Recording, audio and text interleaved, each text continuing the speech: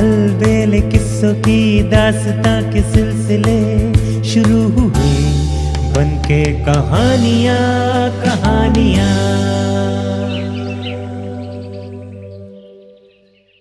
अगले दिन जब वे दोनों काशी की यात्रा पर निकले तो शाम होने से पहले वे एक अन्य नगर में जा पहुंचे और वहीं रात बिताने के लिए पड़ाव डाल दिया।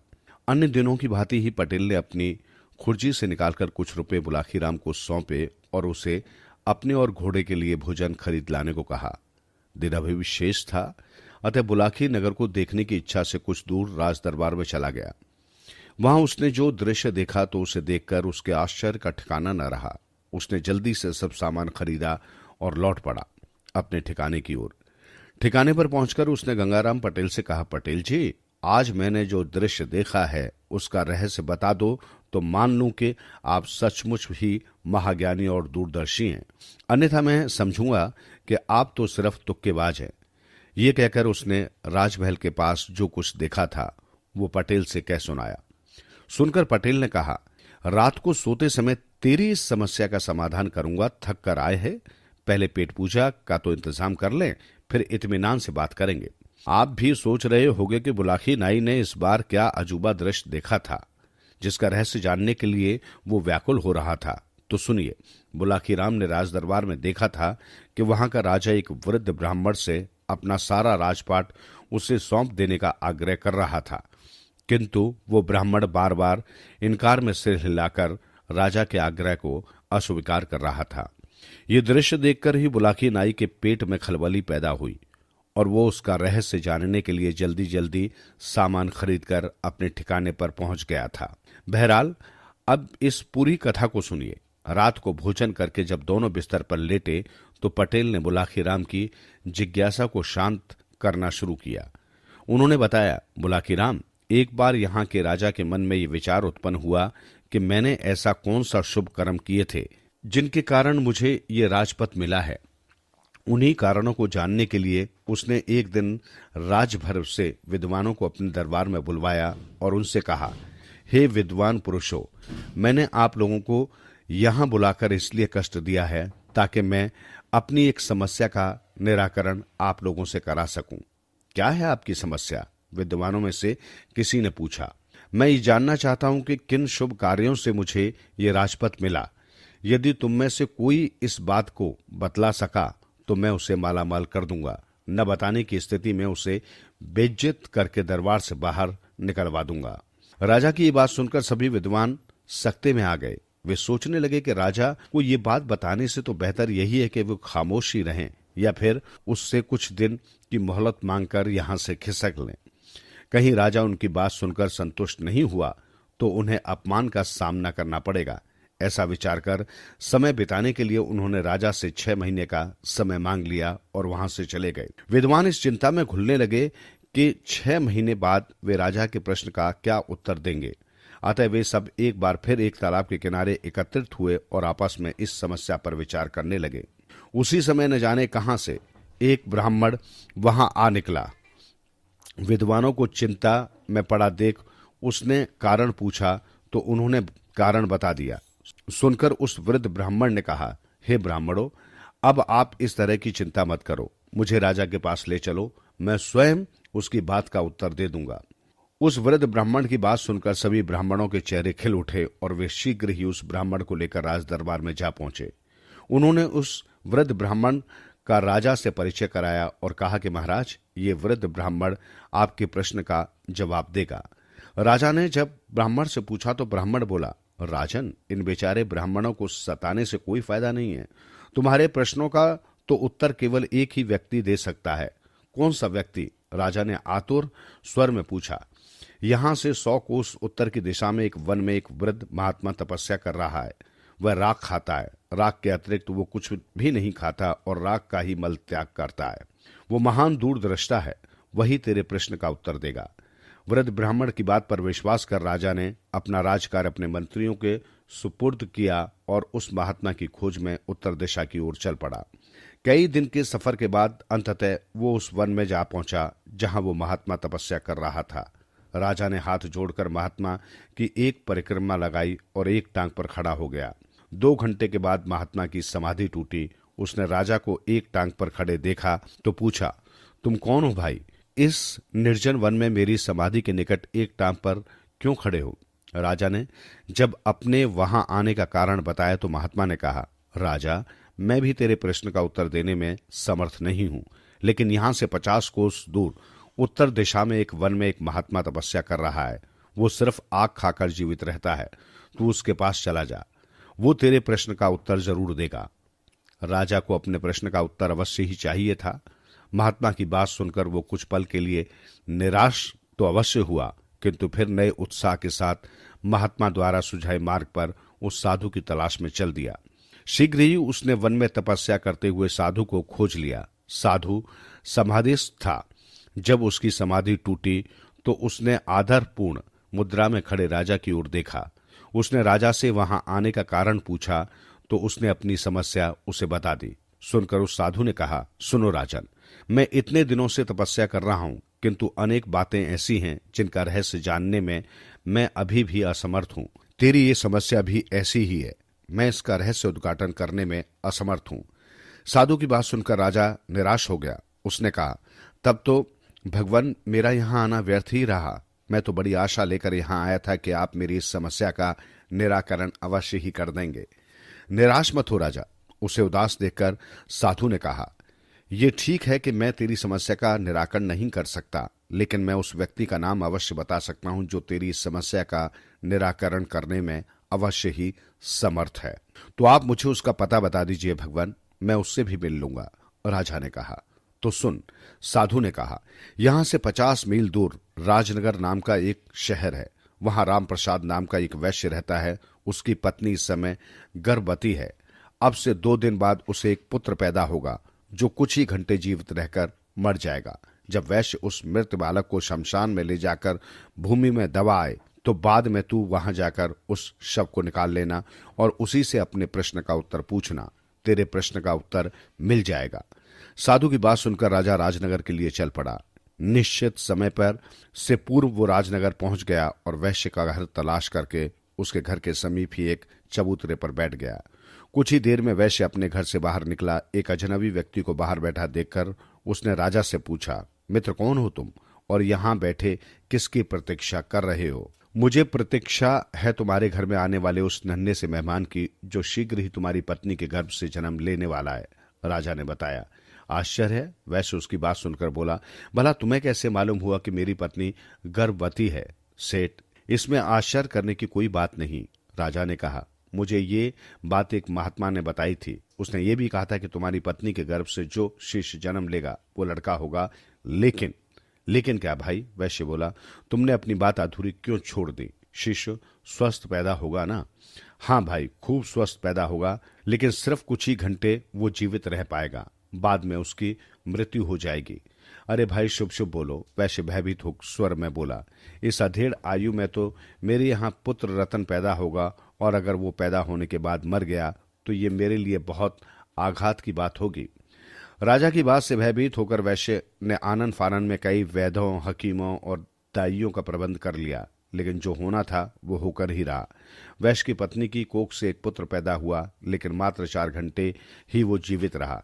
जिस घर में कुछ देर पहले तक खुशी की शहनाइयां बज रही थी, वहां एकदम मातम छा गया। वैश्य के घर में हाहाकार मच गया। व्यापारी ने छाती पर पत्थर रखकर अपना कर्तव्य पूरा किया। उसने बच्चे के शव को कपड़े से ढांपा और उसे शमशान में दफन कर लाया। योजना अनुसार तब राजा वहां पहुंचा और उसने उस बालक के शव को बाहर निकाला। आश्चर्य, बाहर आते ही बालक जीवित हो गया। उसने राजा से पूछा, क्यों भाई, किस कारण से तुमने मेरी चिर निद्रा में विघ्न पैदा किया है? राजा ने जब उससे अपनी समस्या का वर्णन किया तो उस बालक ने कहा, राजा, जिस कारण से या जिस कर्म से तुझे ये राजपद मिला है वो एक लंबी कहानी है। सुन, इस जन्म से पहले तू पूर्व जन्म में मेरा भाई था। तुम्हारा भाई? सुनकर आश्चर्य से राजा की आंखें फैल गई। हाँ राजा, पूर्व जन्म में हम 4 भाई थे। तब हम आश्रम में रहकर विद्या अध्ययन किया करते थे और एक साथ नगर में भिक्षा मांगने जाया करते थे। जो कुछ भी भिक्षा हमें प्राप्त होती थी हम मिलजुल कर उसे बांटकर खा लिया करते थे। ये नियम काफी अरसे तक नियमित रूप से चलता रहा, किंतु एक दिन हम लोगों से एक भारी चूक हो गई। कैसी चूक? राजा ने उत्सुकता से पूछा। बोल मत राजा, बालक ने कहा, बस तू मेरी बात सुनता जा, क्योंकि मेरे पास वक्त बहुत थोड़ा सा ही बचा है। राजा चुप हो गया। बालक ने फिर से कहना शुरू किया। राजा, एक दिन रोज की तरह जब हम भिक्षा मांगने के लिए निकले, लेकिन कहीं से भी हम लोगों को भिक्षा नहीं मिली। परिणाम ये निकला कि उस दिन हमें रात को भूखे ही सोना पड़ा। दूसरे दिन भी ऐसा ही हुआ और तीसरा दिन भी हम लोगों ने भूखे रहकर ही गुजारा। किसी भी ग्रस्त ने हमें भिक्षा नहीं दी, उल्टे हमें ये कहकर दुत्कार दिया कि इतने हट्टे कट्टे होकर भी भिक्षा मांगते हुए तुम्हें शर्म आनी चाहिए। जाकर किसी का मेहनत मजदूरी का कार्य करो। उस गृहस्थ की बात सुनकर हमें बहुत शर्म आई। लज्जा के मारे हम उस दिन से भिक्षा मांगने गए ही नहीं, लेकिन मुझे ये स्वीकार न था। तूने कहा है कि एक ब्रह्मचारी को लज्जा कैसी? लज्जा को त्यागने के लिए ही तो आश्रम में गुरुजी हमें भिक्षा लाने को कहते हैं, ताकि आगे चलकर ब्रह्मचारी निराकार भाव से परमार्थ के कार्य कर सकें। उनके लिए सब मानव एक जैसे बने, न कोई छोटा न बड़ा, मानव एक समान की भावना उनके अंदर पैदा हो जाए। बहरहाल उस दिन तू अकेला ही भिक्षा मांगने निकला और इतनी भिक्षा मांग लाया जिसमें 4 रोटियां तैयार हो गईं। हम चारों ने एक एक रोटी बांट ली और खाने की तैयारी करने लगे। तभी एक वृद्ध ब्राह्मण वहां पहुंचा। उसने अपने भोजन में से कुछ भोजन उसे देने की प्रार्थना की। सुनकर मेरे बड़े भाई ने कहा, अरे ब्राह्मण देवता, तुम कहां से टपके? हम तो 3 दिन पहले से ही भूखे हैं। मुश्किल से आज एक रोटी खाने को मिली है, उसे भी तुम्हें दे दूंगा तो खाऊंगा क्या राख? इतना कहकर उसने वो रोटी खा ली। अब ब्राह्मण ने दूसरे भाई से थोड़ा सा भोजन देने का आग्रह किया। उसने ये कहकर रोटी देने से इनकार कर दिया कि तुझे रोटी दे दूंगा तो खाऊंगा क्या? फिर उस ब्राह्मण ने उससे आग्रह किया तो मैंने भी टकासा जवाब दे दिया कि यदि रोटी तुझे दे दूंगा तो मेरा क्या होगा? मैं मरूंगा या जीऊंगा? ब्राह्मण ने तब हम तीनों से निराश होकर तेरी तरफ देखा। तूने बिना किसी हिचकिचाहट के अपनी रोटी उस ब्राह्मण को दे दी। साथ ही ये कहते हुए क्षमा मांगी कि ब्राह्मण देवता, आज तो मैं आपको सिर्फ इतना ही भोजन दे सकता हूँ। आप फिर किसी दिन हमारे यहाँ पधारिए, तब मैं आपको संपूर्ण रूप से आतिथ्य सत्कार करूंगा। सो हे राजा, तब से हम सब अपने पूर्व जन्म में किए हुए उस कर्म का फल भोग रहे हैं। उस दिन वो ब्राह्मण तो एवं वस्तु कहकर चला गया और हम तीनों पर मुसीबतों का पहाड़ टूट पड़ा। ये कहकर बालक ने कुछ क्षण के लिए विराम लिया, फिर आगे बोला, राजा, जिस वृद्ध ब्राह्मण ने तुझे पहले साधु के पास जाकर उससे अपने प्रश्न का उत्तर खोजने के लिए कहा था, दरअसल वो वही ब्राह्मण है जो भोजन मांगने के लिए हमारे पास आया था, और वो पहला साधु जो सिर्फ राख खाता है और राख का ही मल त्यागता है, उस काल का हमारा बड़ा भाई है। उसने ब्राह्मण से ये कहा था कि तुझे रोटी दे दूंगा तो खाऊंगा क्या राख? अतः ब्राह्मण के शाप से तब से ही वो राख खाकर जीवित है। पहले साधु ने तुम्हें दूसरे साधु के पास जाने का परामर्श दिया। वो दूसरा साधु दरअसल हमारा दूसरा भाई है जो सिर्फ आग खाकर ही जीवित रहता है। उसने ब्राह्मण को रोटी मांगने पर यह कहा था कि तुझे रोटी दे दूंगा तो क्या खाऊंगा, क्या आग खाऊंगा? सो अब ब्राह्मण का शाप उस पर भी फलीभूत हो रहा है। अब मेरे विषय में भी सुन ले। मैंने ब्राह्मण को रोटी न देकर यह कहा था कि यदि मैं तुझे रोटी दे दूंगा तो मेरा क्या होगा? मैं जीऊंगा या मरूंगा? बस तभी से मैं जीता और मरता आ रहा हूं। मैं नित्य किसी न किसी के यहाँ जन्म लेता हूं और कुछ घंटे, कुछ दिवस अथवा कुछ महीने जीवित रहकर मर जाता हूं, और तब से ये घटनाक्रम नियमित रूप से चल रहा है। बालक ने आगे बताया, अब राजा तू अपने विषय में भी सुन। तूने अपने हिस्से की रोटी उस ब्राह्मण को दी और स्वयं भूखा रह गया। तूने अपने आतिथ्य धर्म का पूरी तरह से परिपालन किया, अतः उन्हीं शुभ कर्मों के कारण इस जन्म में तुझे राजा बनने का अवसर मिला है।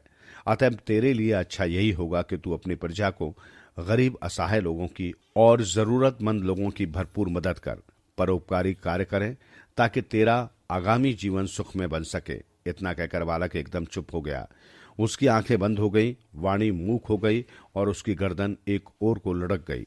राजा समझ गया कि सिर्फ इतनी देर के लिए ही ये जीवित हुआ था। अतः उसने बड़ी सावधानी के साथ उस बालक के शव को फिर से भूमि में दबा दिया और घोड़े पर सवार होकर अपने राजमहल में लौट आया।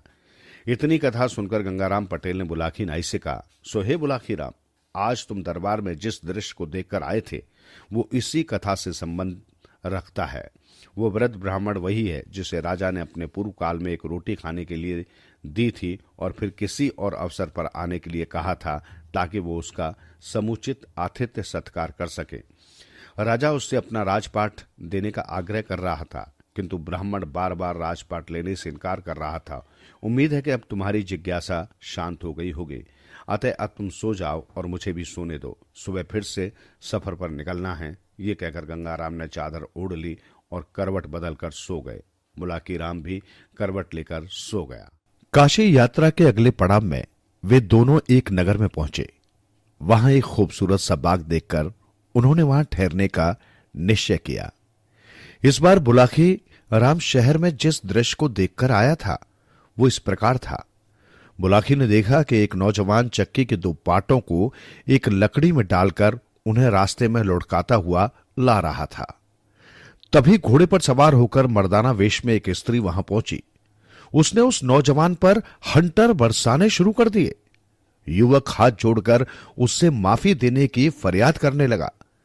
युवक के बार बार माफी मांगने पर वो युवती कुछ नरम पड़ी और हंटर बरसाने बंद कर वहां से घोड़ा दौड़ाती हुई चली गई। ये दृश्य देखकर बुलाकी के मन में उस रहस्य को जानने की उत्सुकता पैदा हो गई। रात को सोने से पूर्व जब उसने गंगाराम पटेल से इस रहस्य को उजागर करने का आग्रह किया तो गंगाराम ने कहा, बुलाकी राम, ध्यान से सुन। इस नगर में जानी नाम का एक ठग रहता है। जानी के पिता का देहांत हो चुका है। परिवार में उसकी मां और वो स्वयं, यही 2 प्राणी हैं। जानी ठगी के द्वारा ही अपनी जीविका चलाता है। एक दिन की बात है, जानी की मां बहुत उदास भाव से बैठी हुई थी। तभी जानी अपने काम से घर वापस लौटा।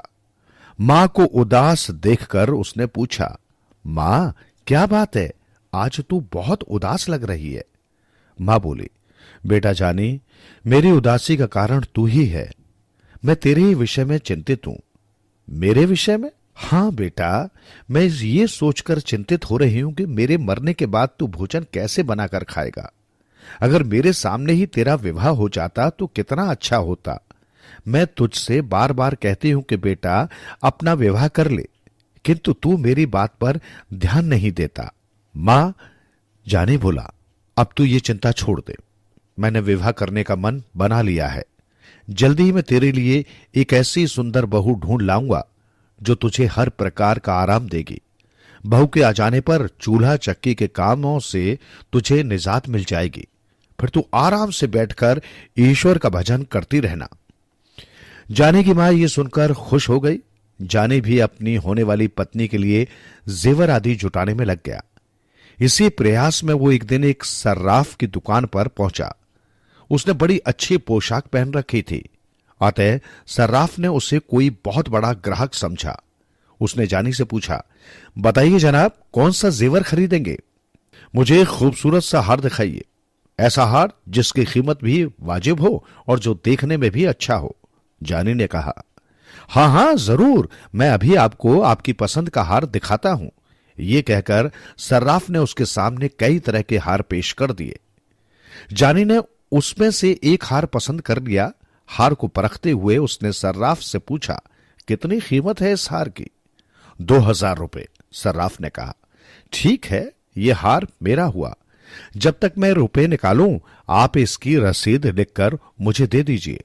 दुकानदार जब रसीद बुक लेने अंदर चला गया तभी योजना अनुसार जानी की मां ग्राहक बनकर वहां पहुंची और शोकेसों में सजे जेवरों को देखने लगी। इससे पूर्व के सर्राफ लौटता जानी ने बड़ी फुर्ती के साथ वो हार अपनी मां की तरफ उछाल दिया, जिसने फौरन ही वो हार अपने ब्लाउज के गले में घोंस लिया। जब तक सर्राफ रसीद लेकर लौटा वो हार लेकर वहां से रफू चक्कर हो गई। जानी ने रसीद लेकर जेब में रख ली और 2000 रुपए गिनकर सर्राफ को दे दिए, लेकिन उसने वहां से उठने का कोई प्रयास नहीं किया। उसकी निगाह शोकेसों पर लटके दूसरे जेवरातों पर घूमती रही। उसे उत्सुक देखकर सर्राफ ने उससे पूछा, कोई और जेवर चाहिए जनाब? हां, मुझे उस जैसा ही कोई दूसरा हार दिखा दीजिए, जानी बोला। दुकानदार ने तत्परता से उसे दूसरा हार लाकर दे दिया। जानी ने हार जेब में डाला और बाहर जाने लगा। ये देखकर दुकानदार ने कहा, श्रीमान, इस हार की कीमत तो चुका दीजिए। कीमत? कीमत तो मैं आपको पहले ही दे चुका हूं। अब क्या एक चीज की कीमत दो दो बार लोगे? जानी दुकानदार पर बिगड़ उठा। दोनों में वाद विवाद होने लगा। नौबत हाथापाई तक पहुंच गई। दुकान के बाहर भीड़ इकट्ठी हो गई। सर्राफ कह रहा था कि हार का दाम चुकाओ और जानी कह रहा था कि मैंने कीमत चुका दी है। झगड़ा ज्यादा बढ़ा तो पुलिस पहुंच गई। कोतवाल दोनों को पकड़कर पुलिस थाने में ले आया। कोतवाल ने सर्राफ से पूछा, सेठ जी अब बताओ असल माजरा क्या है? सेठ बोला, हुजूर इस आदमी ने मुझसे एक हार खरीदा था, उसकी कीमत देकर इसने मुझसे रसीद लिखवा ली। फिर इसने दूसरा हार खरीदा परंतु उसकी कीमत नहीं चुकाई और यह हार लेकर चल दिया। जब मैंने इसे रोककर हार के दाम मांगे तो यह कहता है कि कीमत तो मैं दे चुका हूं।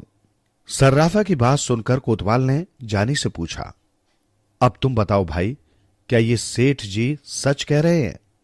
नहीं हुजूर, ये सरासर झूठ बोल रहे हैं। मैंने इनसे एक ही हार खरीदा है जिसकी रसीद मेरे पास है।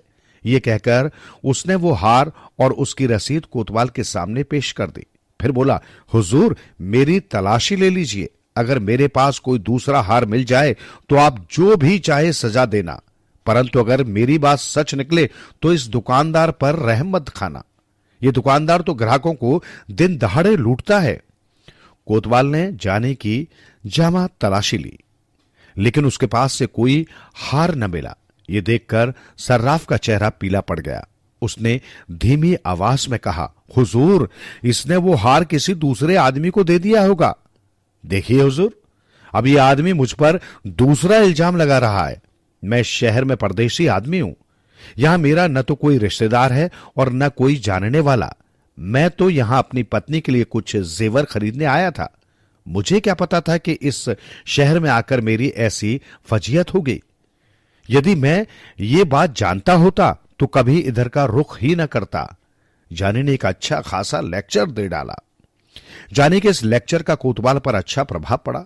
उसने जानी को निर्दोष जानकर उसे जाने की अनुमति दे दी और दुकानदार को डांट फटकार कर वहां से भगा दिया। बेचारा दुकानदार लुट पिट कर वहां से चला आया। घर लौटकर जानी ने वो हार भी अपनी मां को सौंप दिया और अगले दिन किसी दूसरे व्यक्ति को ठगने की योजना बनाने लगा। बोला, आखिराम अगले दिन जानी फिर ठगी करने के लिए निकला। उसने एक हलवाई की दुकान से 2 सेर जलेबियां खरीदी और उन्हें लेकर नगर के बाहर एक रास्ते पर बैठ गया। वहां उसने उन जलेबियों में कांटे से छेद कर दिया और एक बबूल के पेड़ पर चढ़कर वो जलेबियां पेड़ के कांटों में टांग दी। कुछ जलेबियां अपने पास भी रख ली। कुछ ही देर बाद उसे एक आदमी घोड़े पर बैठा आता दिखाई दिया। उसके घोड़े पर काफी सामान लदा हुआ था और वो घोड़ा भी बहुत अच्छी नस्ल का था। जानी ने उस व्यक्ति को ही अपने शिकार के रूप में चुन लिया। वो व्यक्ति करीब आया तो जानी ने उससे कहा, आओ मित्र, घोड़े से उतरकर नीचे आओ, देखो मेरे पास कैसी बढ़िया चीज है।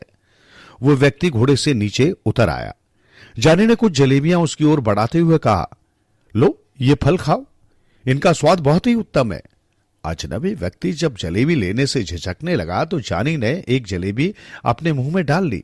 बोला, झिझको नहीं मेरे भाई, निसंकोच होकर खाओ, खाने में बेहद मजेदार है ये फल। फल? तुम इन्हें फल कह रहे हो? ये तो जलेबियां हैं। अजनबी बोला, तुम्हें धोखा हो रहा है मित्र। जानी बोला, ये फल ही हैं। समीप के एक वृक्ष से मैंने अभी अभी इन्हें तोड़ा है। विश्वास न हो तो मेरे साथ चलकर देख लो।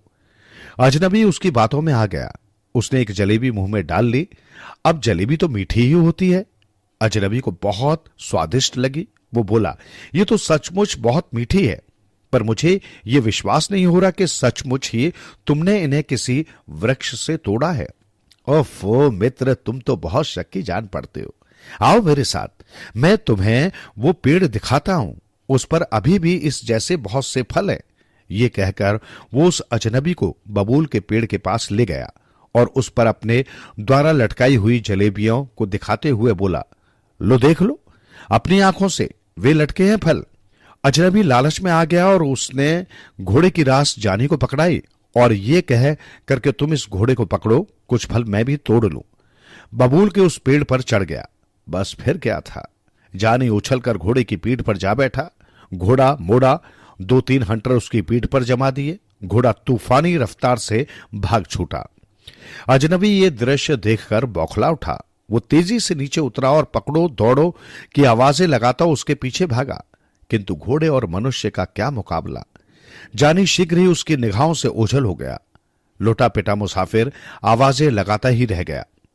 बुलाखी जानी जब घोड़े को सरपट दौड़ाता हुआ ले जा रहा था, तभी रास्ते में उसे एक बुढ़िया दिखाई दी जो अपनी जवान बेटी के साथ शहर की ओर जा रही थी। ये देखकर जानी का शैतानी दिमाग फिर सक्रिय उठा। उसने अपना घोड़ा उस बुढ़िया के पास ले जाकर रोका और उससे पूछा, बुढ़िया माई, कहीं दूर से आ रही हो क्या? हां बेटा, हम 5 कोस दूर से पैदल ही चलकर आ रही है। शहर में एक रिश्तेदार के यहां जाना है, बुढ़िया बोली। तब तो जरूर थक गई होगी। आओ मेरे पीछे घोड़े पर बैठ जाओ, मैं तुम्हें वहां तक छोड़ दूंगा, जानी ने कहा। नहीं बेटा, बुढ़िया बोली, मैं तो नहीं थकी क्योंकि मुझे तो पैदल चलने की आदत है। हां, ये मेरी बेटी जरूर थक गई है, कभी इतनी दूर पैदल नहीं चली ना, इसलिए तुम मेरी जगह इसे कुछ देर के लिए अपने पीछे बिठा लो। जानी ने तब उसकी जवान बेटी को अपने पीछे घोड़े पर बिठा लिया। बुढ़िया ने कहा, बेटा तुम सचमुच एक रहमदिल आदमी हो, वरना आज के जमाने में कौन किसी की मदद करता है। अच्छा जरा अपना नाम तो बता दो। मेरा नाम है जवाई राजा। ऐसा कहकर जानी ने घोड़े को एड़ लगा दी। घोड़ा तेजी से आगे की ओर भागा। ये देखकर बुढ़िया चिल्लाने लगी, अरे जवाई राजा रुको, मेरी बेटी को कहां भगाए ले जा रहे हो? अरे कोई मेरी मदद करो, जवाई राजा मेरी बेटी को भगाए ले जा रहा है। उसकी पुकार सुनकर लोग हंसने लगे। एक व्यक्ति कहने लगा, अरे बुढ़िया माई, तेरी बेटी को तेरा जवाई ले जा रहा है तो इसमें बुरी बात क्या है? पत्नी तो अपने पति के साथ ही जाएगी ना, फिर तू इतना क्यों चिल्ला रही है? बेचारी बुढ़िया हाथ मल कर रह गई। जानी ठग उसे भी चूना लगा गया। बहरहाल जानी उस युवती को लेकर अपने घर पहुंचा। लड़की चिल्लाने लगी तो जानी ने उसके मुंह पर कपड़ा बांध दिया, उसके हाथ पांव भी बांध दिए ताकि वो भाग न सके। फिर वो अपनी मां से बोला, मां तू मुझसे विवाह करने को कह रही थी ना, देख ये बहू लाया हूं तेरे लिए। ये सुनकर बुढ़िया खुश हो गई। उसने लड़की की बलैया ली और जानी से कहा, बेटा बहू तो अच्छी है, परंतु तुमने हाथ पांव और मुंह क्यों बांध दिए? अरे खोल दे इसके हाथ पांव, ये तो मेरी बड़ी प्यारी बहू है, ये कोई गड़बड़ थोड़े ही करेगी। फिर उसने उस युवती के सिर पर हाथ फिराते हुए उससे पूछा, क्यों बहू, चीखेगी चिल्लाएगी तो नहीं? युवती भी हालात को समझ गई थी, अतः उसने गर्दन हिलाकर सहमति व्यक्त कर दी। उसने मन में सोचा कि मौका हाथ लगने दे बुढ़िया, तुझे और तेरे इस ठग बेटे को ऐसा पाठ पढ़ाऊंगी कि तू भी क्या याद रखेगी। उस रात जानी की मां ने अपनी नई बहू के लिए बहुत स्वादिष्ट व्यंजन बनाए और अपने हाथों से उन्हें उस युवती को खिलाया। अगले दिन जानी की तथाकथित बहू ने जानी से कहा, ए जी सुनिए, अब तो मैंने भी फैसला कर लिया है कि आपकी पत्नी बनकर ही इस घर में रहूंगी, पर ऐसा करने से पहले मुझे अपनी गृहस्थी का सामान भी इकट्ठा करना होगा। आप ऐसा कीजिए, बाजार चले जाइए और एक चक्की खरीद लाइए। मैं अपने हाथों से आटा पीसकर उससे आपका भोजन तैयार किया करूंगी। इतनी कहानी सुनाकर गंगाराम पटेल ने कुछ क्षण के लिए विराम लिया, हुक्के के 2-3 घूंट लिए और आगे बोले, बुलाखी, स्त्री की जात बहुत विचित्र होती है। त्रिया चरित्र के बारे में अनेक कहावतें कही और सुनी जाती हैं। कहते हैं कि जब इसका भेद ब्रह्मा ने भी नहीं पाया तो आदमी की क्या औकात। जानी उसकी बातों में आ गया और उसी समय चक्की लाने के लिए बाजार को चल पड़ा। जब उस युवती को यह विश्वास हो गया कि अब जानी काफी दूर चला गया है, तो उसने उठकर अंदर का कुंडा बंद कर लिया। टहलती हुई वो जानी के मां के करीब आई और किसी चीते की तरह तेजी से उस पर झपट पड़ी। उसने उसे काबू में किया और उसके हाथ पांव और मुंह पर कपड़ा बांधकर उसे एक कोने में पटक दिया। अब उसने पूरे घर को खंगालना शुरू किया। घर की सभी मूल्यवान चीजें जैसे जेवर, रुपए, पैसे आदि खोज खोज कर एक बड़े से थैले में भर लिए। अपना जनाना लिबास उतारा और जानी के कीमती मर्दाना कपड़े पहन लिए। फिर उसने थैला उठाया और उस घोड़े की पीठ पर रख लिया। वो घोड़े पर बैठी और उस पर सवार होकर बाहर चली गई। जानी की मां उसे जाते हुए देखकर टुकुर टुकुर ताकती रह गई। चोर के ऊपर मोर पड़ गया था। युवती मर्दाने वेश में घोड़े पर सवार होकर बाजार में पहुंची। शीघ्र ही उसे जानी दिखाई दे गया, जो चक्की के दोनों पाटों को एक लकड़ी के डंडे में फंसाकर उसे घसीटता हुआ ला रहा था। युवती उसके पास पहुंचकर रुकी और कड़क कर कहा, अरे हरामखोर, ये क्या कर रहा है? इस चक्की के पाटों को सड़क पर घसीटकर राजकीय सड़क को खराब कर रहा है। ऐसा कहकर उसने 3-4 हंटर जानी की पीठ पर जमा दिए। हंटर की मार खाकर जानी करहा उठा और बार बार हाथ जोड़कर उससे माफी मांगने लगा। उसने युवती को बिल्कुल भी नहीं पहचाना था। मर्दाने वेश में वो उसे कोई बहुत बड़ा सरकारी अफसर ही समझ रहा था। युवती को शायद उस पर दया आ गई थी, अतः उसने हंटर समेटा और घोड़ा दौड़ाती हुई एक दिशा में चली गई। अपनी कहानी को पूर्ण विराम देते हुए गंगाराम पटेल बोले, बुलाखी, आज शाम सड़क पर जो नजारा तू देख कर आया था वो यही नजारा था। पिटने वाला था जानी ठग और पीटने वाली थी वो युवती जिसे वो अपनी पत्नी बनाने के लिए अपने घर लाया था। अब रात भी बहुत हो गई और तेरे प्रश्न का उत्तर भी तुझे मिल गया है, अतः अब आराम से सो। मेरी आंखों में भी नींद गहराने लगी है और फिर सुबह आगे की यात्रा भी तो करनी है। ये कहकर उन्होंने पैर फैला लिए। बुलाकी भी सोने का प्रयास करने लगा। बुलाकीराम नाई ने अगले शहर में जो दृश्य देखा वो एक दैत्यनुमा आदमी और एक 12 वर्षीय बालक से संबंधित था।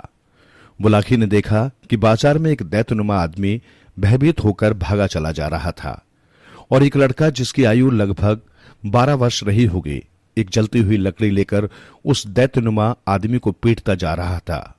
यह दृश्य देखकर उत्सुकता से भरा बुलाकी लौट आया। रात को उसने ये प्रसंग बताकर गंगाराम पटेल से इस रहस्य को जानने का आग्रह किया तो गंगाराम पटेल ने कहा, बुलाकी नहीं, सुन, यहां से कुछ कोस की दूरी पर एक गांव है द्रोमा। उस गांव में एक जाट रहता था। उसका नाम था रतिभान। रतिभान की किरण नाम की एक बेटी थी। किरण का विवाह इसी नगर में यहां के एक धनी मानी व्यक्ति संत सिंह के साथ हुआ था। भाग्य की विडंबना देखो कि 2 साल के बाद उसके पति का देहांत हो गया। किरण की गोद में उस समय 2 साल का एक बच्चा था जिसका नाम कुंवर सिंह था। पति की मृत्यु के बाद जब किरण का उसकी ससुराल में रहना मुश्किल हो गया तो वो अपने पुत्र को लेकर अपने पिता के पास चली आई। उसके पुत्र कुंवर सिंह का लालन पालन अपनी ननिहाल में ही हुआ। समय बीतता गया। कुंवर सिंह भी बड़ा हो गया और गांव के अन्य बच्चों के साथ बाहर खेलने के लिए जाने लगा। एक दिन एक बालक ने उसे बिना बाप का कहकर चिढ़ा दिया। तब उसने उस बालक की पिटाई कर डाली और घर आकर अपनी माता से आग्रह करने लगा कि वो उसके पिता का नाम उसे बताए, ये भी बताए कि इस समय वो कहां है। बेचारी किरण, वो अपने बेटे की बात सुनकर चुप हो गई। उसकी आंखों से आंसू बहने लगे। मां को रोता देखकर कुंवर सिंह उस दिन तो बाहर चला गया, लेकिन उस दिन के बाद वो बार बार अपनी माता से आग्रह करता रहा कि वो उसे उसके पिता का नाम और पता बता दे, पर हर बार उसकी मां हंसकर उसके प्रश्न को टाल देती थी। बुलाकी, एक दिन तो हद हो गई। कुंवर सिंह जब 12 वर्ष का हुआ तो एक दिन उसके साथियों ने उसे बिना बाप का कहकर चिढ़ा दिया। उस दिन उसे अपनी माता पर बहुत क्रोध आया। वो घर पहुंचा और अपनी माता से बोला, मां, आज तुम्हें बताना ही होगा कि मेरे पिता कौन है। अगर तुमने ये बात मुझे न बताई तो मैं अपनी जीवन लीला ही समाप्त कर लूंगा। अपने लाडले की इस धमकी को सुनकर किरण घबरा गई।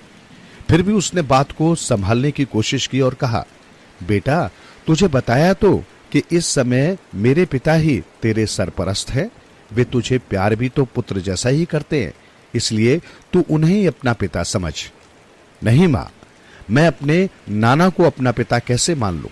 मैं तो अपने उस पिता का नाम जानना चाहता हूं जिनकी मैं संतान हूं, जिनके अंश से मेरा जन्म हुआ है।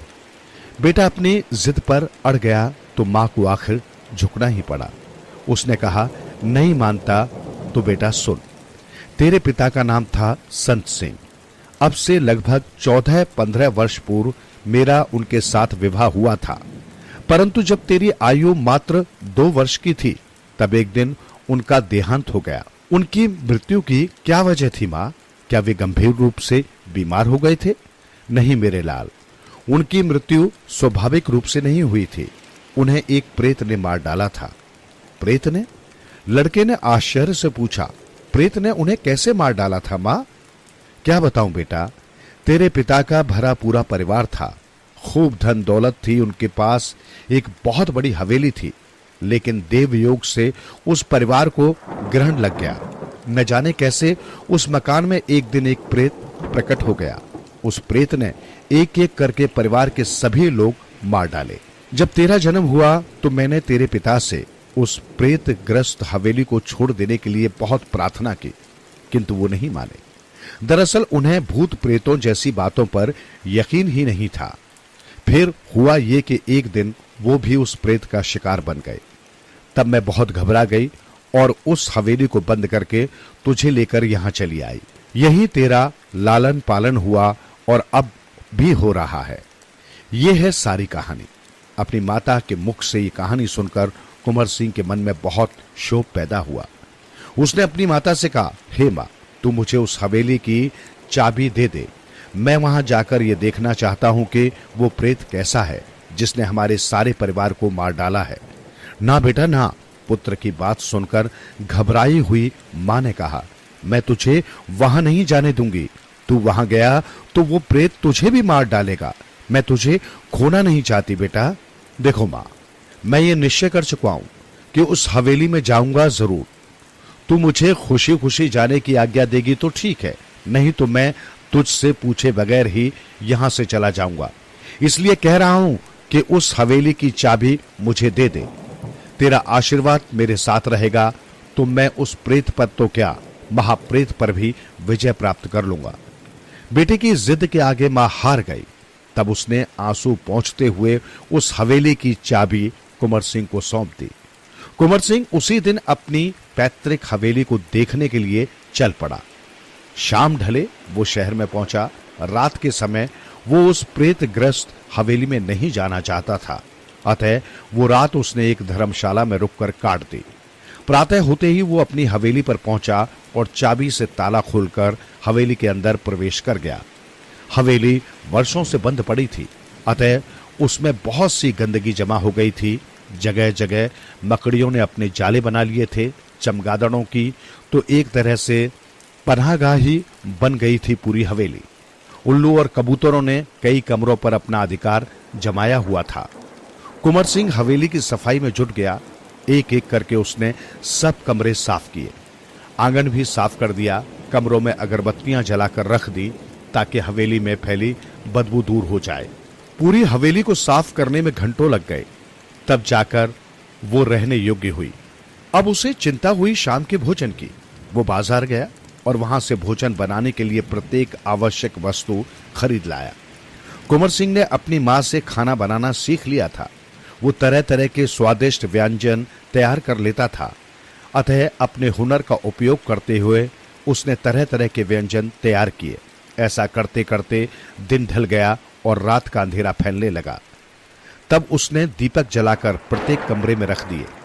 दीपकों के प्रकाश में हवेली जगमगा उठी। कुंवर सिंह ने अपने लिए भोजन परोसा और उसे लेकर चौके में आ बैठा। अभी वो पहला ग्रास तोड़ना ही चाहता था कि वहां जैसे भूचाल आ गया। साएं साएं की आवाजें आने लगी और पूरी हवेली दहल उठी। देखते ही देखते एक महाभयंकर प्रेत आंगन में आकर खड़ा हो गया। उस प्रेत को देखकर कुंवर सिंह पर तनिक भी प्रभाव न पड़ा। वो एकटक उस प्रेत की ओर देखने लगा। तभी प्रेत की घनगरज आवाज गूंजी, अरे लड़के, कौन है तू जो मेरे रहने के स्थान पर निडर होकर आ बैठा है? कुंवर सिंह ने विनम्र स्वर में कहा, हे प्रेतराज, आप नाराज न हो। मेरा नाम है कुंवर सिंह और मैं किसी और जगह पर नहीं आया हूं। यह हवेली मेरे पूर्वजों की है, इसलिए इस पर मेरा ही अधिकार है। मैं अपने घर में आया हूं। अच्छा, तो तू है इस हवेली का उत्तराधिकारी? प्रेतराज गर्जा, तेरे परिवार के तो सभी लोगों को एक एक करके मैंने समाप्त कर दिया था। अब तू खुद ही मरने के लिए यहां आ पहुंचा है तो तुझे भी नहीं छोड़ूंगा। आज ही तुझे मार डालूंगा। जरूर मार डालना, लड़का बोला, पर आज आप मेरे मेहमान हैं। विराजिए और मेरे साथ भोजन कीजिए। मैंने अपने हाथों से ये सारे व्यंजन तैयार किए हैं। आप इन स्वादिष्ट व्यंजनों का आनंद लीजिए। मुझे ये घास पात खाना अच्छा नहीं लगता। मुझे तो चाहिए ताजा खून। तेरे इन व्यंजनों में मेरी कतई दिलचस्पी नहीं है। प्रेत बोला। अरे प्रेत महाशय, आप चखकर तो देखिए, अच्छा न लगे तो मत खाना। ठीक है, देखता हूं चखकर, पर मुझे ये भोजन खिलाकर तू ये मत समझ बैठना कि मैं तुझ पर रहम खाकर तुझे बख्श दूंगा। मारूंगा तो मैं तब भी तुझे। लड़का हंसा और बोला, हां हां मार देना, पर पहले मेरे साथ भोजन तो कर लो। भूखे पेट तो आपको मुझे मारते भी नहीं बनेगा। वो कहावत सुनी है ना आपने, भूखे भजन न होए गोपाला। लड़के, तू बहुत बोलता है। प्रेत थोड़ा सा नरम पड़ा। लापरोस, देखूं कि वाकई खाना अच्छा बनाता है या सिर्फ अपने मुंह मियां मिट्ठू बन रहा है।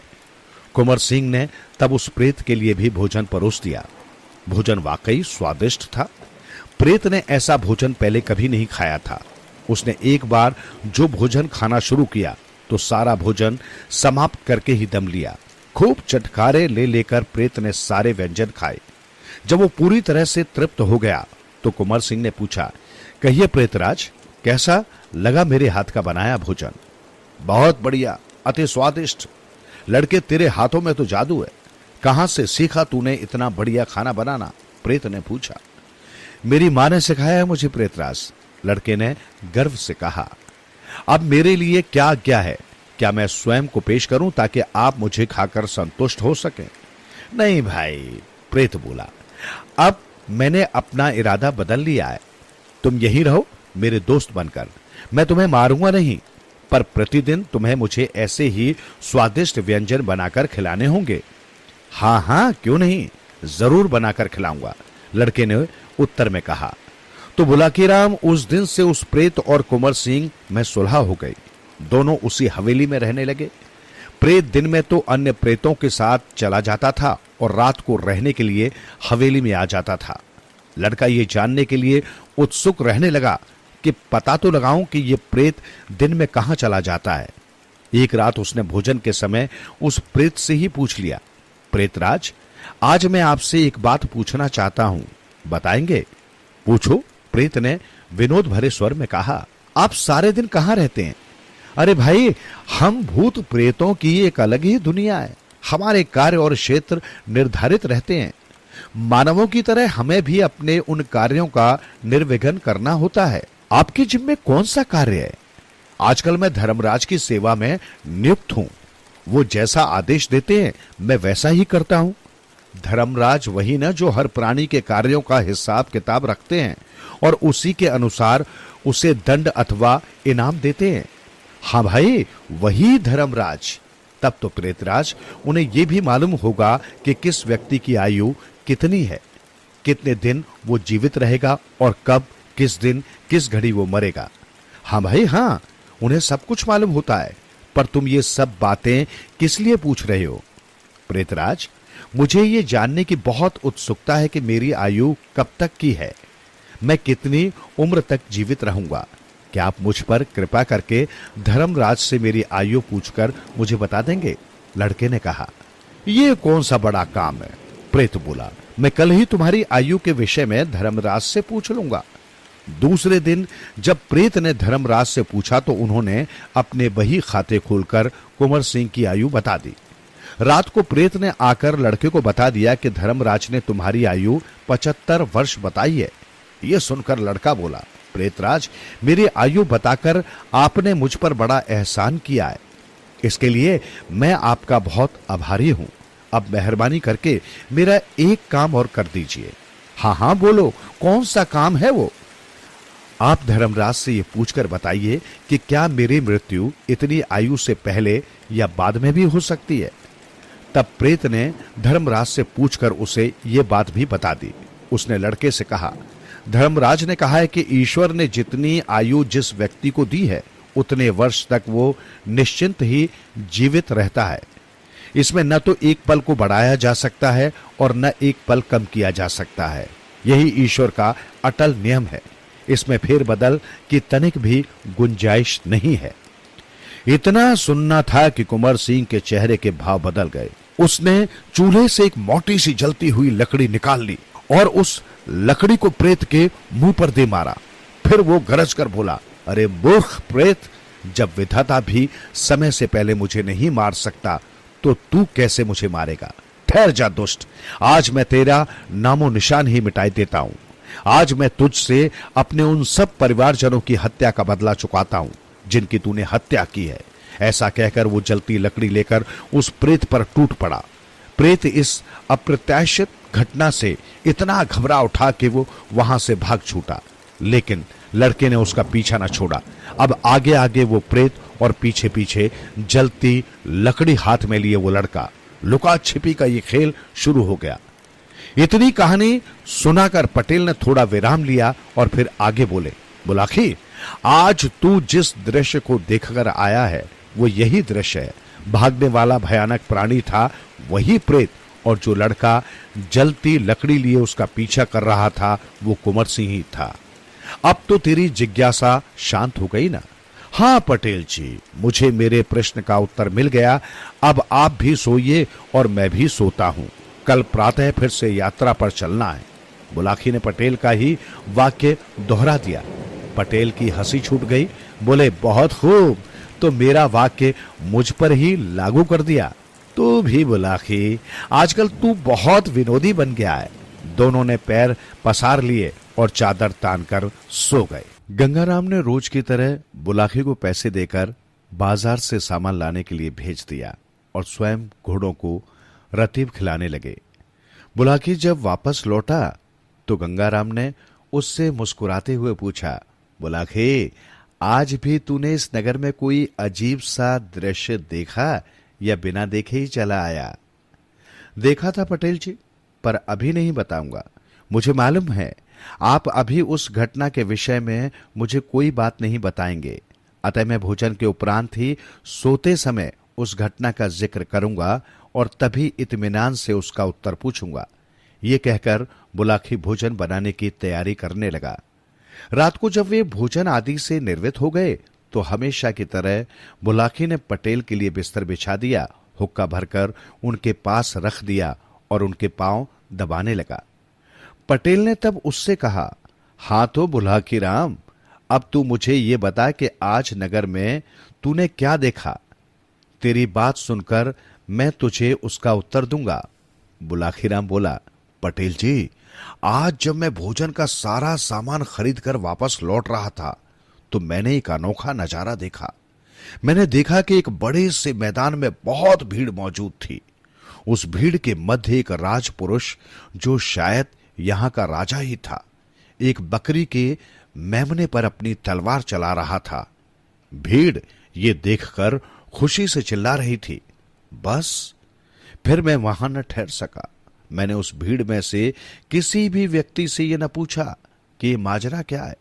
मैं तो इसे आपकी जुबानी सुनना चाहता था, इसलिए मैंने वहां से आकर सीधा यहीं दम लिया। अब आप मुझे उस नजारे के विषय में बताइए। बुलाखी की जुबानी ये सुनकर पटेल ने कहना आरंभ किया, बुलाखी राम, सुन, इस प्रश्न का उत्तर देने से पूर्व मैं इस कहानी की पृष्ठभूमि तुझे सुनाता हूं, क्योंकि यदि मैं सीधे सीधे इस प्रश्न का उत्तर तुझे दे दूंगा तो इस कहानी की सारी रोचकता समाप्त हो जाएगी। अब से कुछ वर्ष पहले तक इस नगर पर राजा चंद्रप्रकाश का शासन था। राजा चंद्रप्रकाश का एक बेटा था, उसका नाम ब्रह्मदत्त था। राजा चंद्रप्रकाश के मुख्यमंत्री का नाम था श्रीकांत। उसके बेटे गौरीदत्त से ब्रह्मदत्त की प्रगाढ़ मित्रता थी। दोनों साथ ही साथ पढ़े थे और दोनों की आयु भी एक जैसी ही थी। ब्रह्मदत्त का विवाह हो चुका था। उसकी पत्नी का नाम था रूप रानी। ब्रह्मदत्त अपनी पत्नी रूप रानी को दिलो जान से चाहता था और उसकी किसी भी इच्छा को पूरा करने के लिए सदैव तत्पर रहता था। ब्रह्मदत्त का मित्र गौरीदत्त अब तक अविवाहित ही था। बुलाखी, एक बार ये दोनों मित्र जंगल में शिकार करने के लिए निकले। दोपहर होने तक वे जंगल में शिकार की तलाश में भटकते रहे, किंतु कोई शिकार न मिला। थक कर वे दोनों एक वृक्ष के नीचे बैठ गए। संयोगवश तभी उन्हें शेरों का एक जोड़ा नजर आ गया। बस फिर क्या था, वे दोनों अपने अपने घोड़े पर सवार हुए और घोड़ों को शेरों की दिशा में दौड़ा दिया। नजदीक पहुंचकर उन्होंने अपने अपने धनुष बाण निकालकर उन शेरों पर तीर बरसाने शुरू कर दिए। तीर लगते ही दोनों शेर विचलित हो उठे और एक दूसरे से विपरीत दिशा में भाग निकले। एक शेर उत्तर की दिशा में भागा तो दूसरा दक्षिण की दिशा में। यह देखकर उन दोनों मित्रों ने एक एक शेर का चयन कर लिया और अपने अपने शिकार के पीछे लग गए। शेर तीर खाकर बेहद भयभीत हो गए थे, अतः बचने के लिए उन्हें जो भी मार्ग सूझा वे उधर ही भागते चले गए। आगे जंगल और भी घना हो गया था। दोनों मित्रों के घोड़ों को तेजी से भागने में परेशानी होने लगी। उनकी चाल धीमी पड़ गई। शेरों ने इसका फायदा उठाया और वे झाड़ियों में विलीन हो गए। जब शिकार नजरों से ओझल हो गया तो दोनों ने अपने अपने घोड़ों की रासें खींचकर उन्हें रोका और स्थिति का निरीक्षण किया। उस घनघोर जंगल में दोनों मित्र बिछुड़ चुके थे। गौरीदत्त ने तब अपने मित्र ब्रह्मदत्त की खोज करनी शुरू की। उसने सारा जंगल छान मारा, किंतु ब्रह्मदत्त के दर्शन न हुए। तब दिन ढलने पर वो थक हार कर वापस लौट आया। अब बुलाखीराम, तुम ये सुनो कि ब्रह्मदत्त पर क्या गुजरी। जब ब्रह्मदत्त का शिकार उसकी आंखों से ओझल हो गया तो उसने अपने घोड़े की रास खींचकर उसे रोका। घोड़े से नीचे उतरा और दाएं बाएं देखने लगा। उसे बहुत प्यास लगी थी। उसने दूर दूर तक निगाह दौड़ाई, किंतु कहीं भी जल के दर्शन न हुए।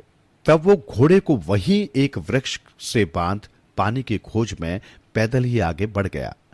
कुछ ही देर बाद वो एक महात्मा की कुटिया के समीप पहुंचा। उस निर्जन स्थान पर वो महात्मा अपनी कुटिया बनाकर प्रभु की आराधना किया करते थे।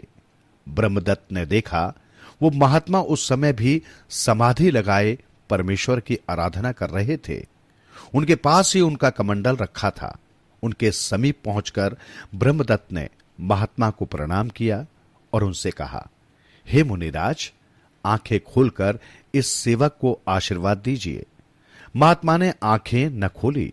वो पूर्ववत प्रभु भक्ति में तल्लीन रहे। इस पर ब्रह्मदत्त ने फिर से संबोधित किया, हे मुनि श्रेष्ठ, मैं बहुत प्यासा हूं। यहां कहीं पानी हो तो मुझे बता दीजिए, ताकि मैं उसे पीकर अपनी तृष्णा शांत कर सकूं। महात्मा इस बार भी मौन ही रहे तो ब्रह्मदत्त ने आगे बढ़कर उनके कमंडल में झांका। कमंडल में जल भरा हुआ था। तब प्यास से बेहाल हो रहे ब्रह्मदत्त ने महात्मा की आज्ञा लिए बिना ही उस कमंडल से जल पी लिया। जल पीते ही उसके शरीर में एक अजीब सा परिवर्तन शुरू हो गया। उसे पराविद्या का ज्ञान हो गया। पराविद्या क्या होती है पटेल जी? अचानक बुलाखीराम ने पूछ लिया। बुलाखी, अपने शरीर को छोड़कर किसी दूसरे के शरीर में प्रवेश हो जाने को पराविद्या कहते हैं। और अब कहानी की समाप्ति तक आगे कुछ मत पूछना, नहीं तो मैं विषय से भटक जाऊंगा, पटेल ने कहा। बुलाखीराम खामोश हो गया तो पटेल ने आगे कहा, हां तो बुलाखी, मैं तुम्हें बता रहा था कि महात्मा के कमंडल का जल पीते ही ब्रह्मदत्त को पराविद्या का ज्ञान हो गया। उसकी छठी संज्ञा जागृत हो गई। ये जानकर ब्रह्मदत्त की नीयत में खोट आ गया। उस कमंडल में अब भी काफी जल शेष था, अतः उसने वो कमंडल उठा लिया और वहां से चला आया।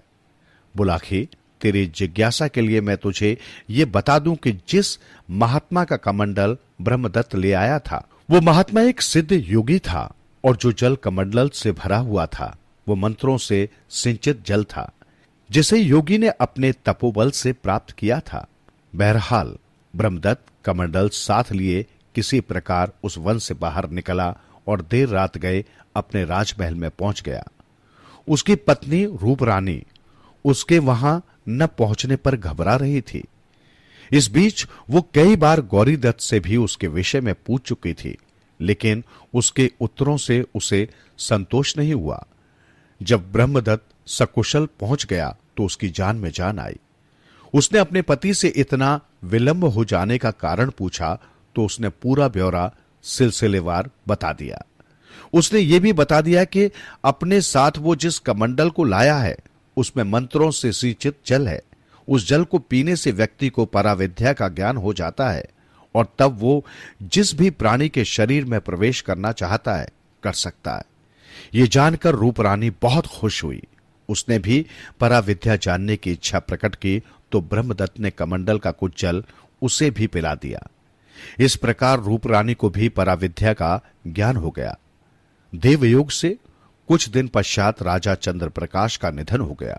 पिता के मरने के पश्चात राज्य के सारे अधिकार ब्रह्मदत्त के हाथों में आ गए। तब उसने गौरीदत्त के पिता को सेवा निर्वृत्त करके गौरीदत्त को अपना मंत्री नियुक्त कर लिया।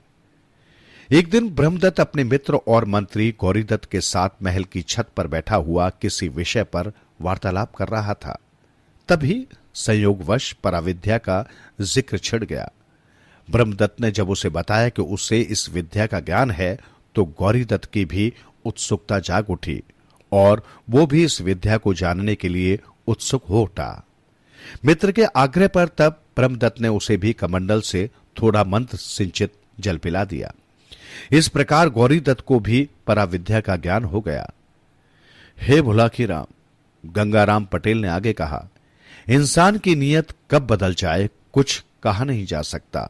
तनिक सा लालच होने पर बड़े बड़े लोगों का ईमान डोल जाता है और उनके मन चलायमान हो जाते हैं।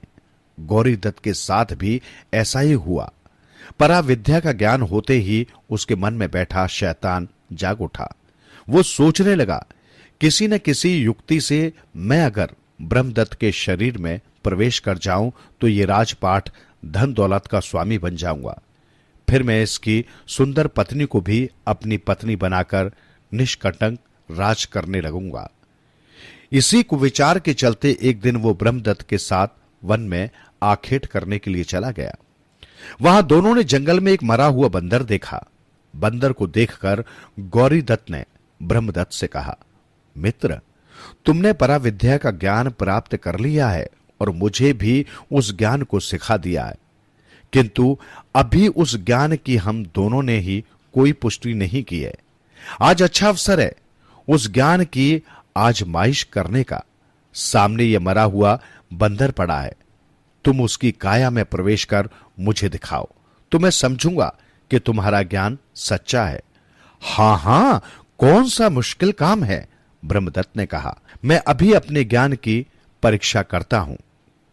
ब्रह्मदत्त गौरीदत्त की चाल को भांप न सका और अपनी विद्या के प्रभाव में वो अपना शरीर छोड़कर बंदर के शरीर में प्रवेश कर गया। मरा हुआ बंदर तत्काल जीवित हो उठा। ये देखकर गौरीदत्त ने भी झटपट अपने ज्ञान का प्रयोग किया।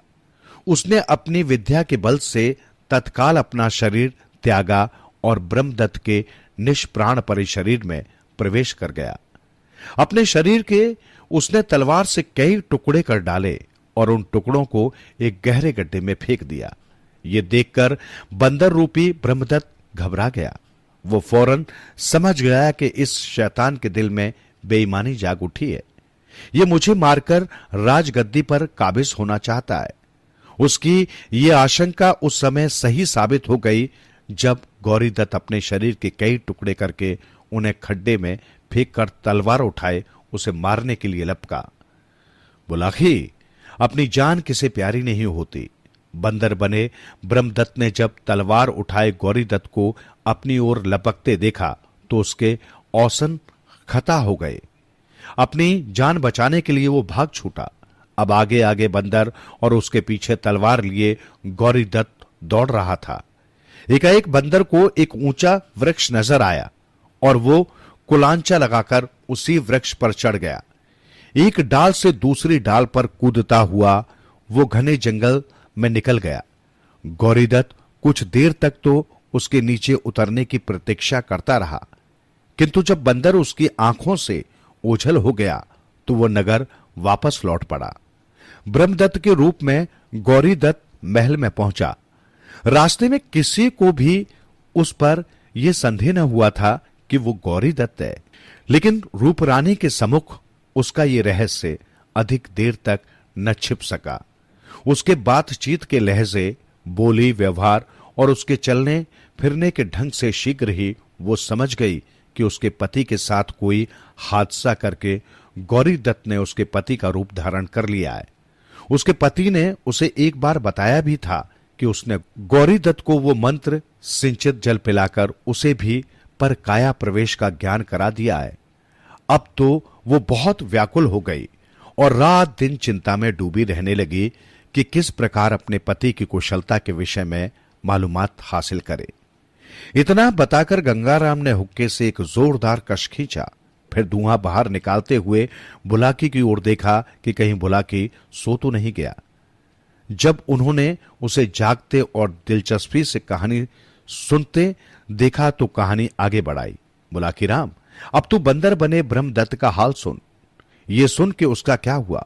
गौरीदत्त, जो अब ब्रह्मदत्त के स्थान पर राजकाज संभाल रहा था, उसने कुछ दिन बाद एक अजीब घोषणा प्रसारित करा दी। उसने प्रसारित कराया कि राज्य के सभी बंदर पकड़कर मार दिए जाएं या उन्हें पकड़कर राज्य के बाड़े में रख दिया जाए। जो भी व्यक्ति एक बंदर जिंदा या मुर्दा पकड़कर लाएगा उसे 10 रुपए प्रति बंदर के हिसाब से इनाम दिया जाएगा। दरअसल गौरीदत्त ब्रह्मदत्त से भयभीत था। उसे भय था कि कहीं किसी दिन बंदर बना ब्रह्मदत्त महल में आकर अपनी पत्नी रूपरानी से न मिल ले। रूपरानी पहले से ही उस पर गौरीदत्त के प्रति शंकित हो चुकी थी। यदि किसी तरह से बंदर बने ब्रह्मदत्त ने उससे संपर्क कायम कर लिया तो उसका भाड़ा फूटते हुए देर नहीं लगेगी। रूपरानी सारे राज्य के अधिकार उससे छीनकर उसे कैद खाने में डलवा देगी। इसलिए उसने बंदरों को पकड़ने की घोषणा प्रसारित कराई थी।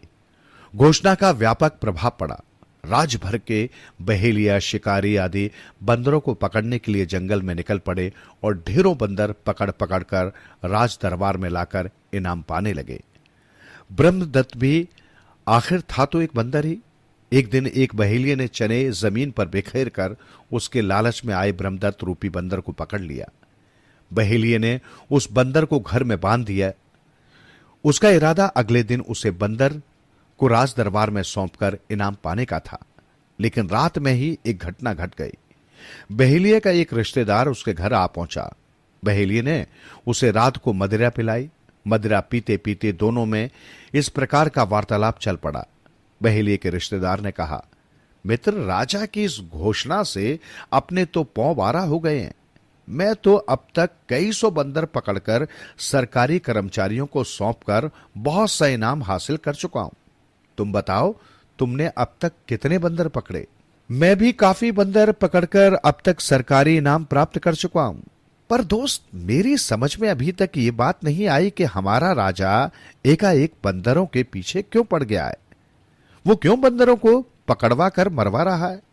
बंदरों से एकाएक उसे ये कैसी दुश्मनी हो गई है? भाई, वो राजा है, उसकी बात वो जाने। हमें इस बात को जानने की आवश्यकता ही क्या है? हमें तो इस धंधे से अच्छा मुनाफा हो रहा है। उन दोनों का वार्तालाप सुनकर बंदर बने ब्रह्मदत्त का कलेजा धड़क गया। वो समझ गया कि सिर्फ मेरी खातिर ही गौरीदत्त सारे बंदरों का दुश्मन बन गया है। वो मुझे मरवाकर अपना राज्य निष्कंटक कर लेना चाहता है। ये जानकर उसने अपने छूटने के प्रयास तेज कर दिए। बहेलिये ने लोहे का एक कड़ा उसकी गर्दन में डालकर एक मोटी रस्सी से उसे बांध दिया था। कड़े को तोड़ा नहीं जा सकता था, अतः उसने अपने पैने दांतों से उस रस्सी को काटना शुरू कर दिया। आधी रात बीतते बीतते उसने अपनी रस्सी काट डाली और आजाद हो गया। आजाद होकर वो घर की एक मुडेर पर जा बैठा। सुबह हुई, बहेलिया जागा। उसकी निगाह उस जगह पर गई जहां उसने बंदर को बांधा हुआ था। जब उसे बंदर वहां न दिखा तो उसका दिल धड़क उठा। गए 10 रुपए हाथ से। बंदर भी गया और साथ ही रुपए 2 रुपए का कड़ा भी ले गया। उसे फंसाने के लिए जो चने खरीदे थे वो भी बेकार चले गए, उसने सोचा। तभी मुडेर पर बैठा हुआ बंदर बोला, मुझे ही खोज रहे हो ना मित्र? मैं यही हूं, कहीं नहीं गया हूं। चाहता तो कब का चला गया होता, किंतु मैं तुम्हारी गरीबी दूर करवाने के लिए यहां ठहर गया हूं। एक बंदर को मानवीय भाषा में बोलते देखकर बहेलिये को बहुत आश्चर्य हुआ। पहले तो वो ये समझा कि ये जरूर कोई भूत या प्रेत है जो बंदर का रूप धारण किए हुए है, लेकिन फिर उसने साहस करके पूछा, सच सच बताओ तुम कौन हो? बंदर होकर भी तुम हमारी बोली कैसे बोल लेते हो? और यह भी बताओ कि तुम मेरी गरीबी कैसे दूर कर सकते हो?